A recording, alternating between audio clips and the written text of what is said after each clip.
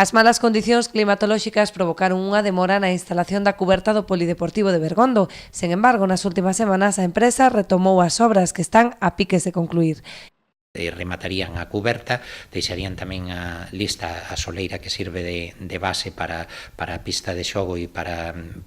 digamos, a utilización da plataforma e completarían o cerramento exterior, co cual entendemos que, aínda que con un certo retraso, pois ao longo das próximas semanas veremos que esas obras quedarán rematadas e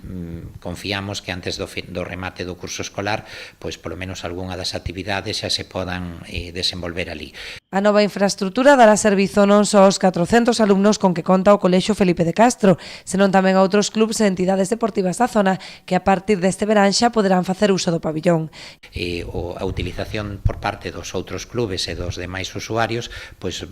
preténdese xa plantexar de cara ao verán e de cara ao inicio do próximo curso lectivo. Confiamos en que, bueno, é unha instalación moi demandada dada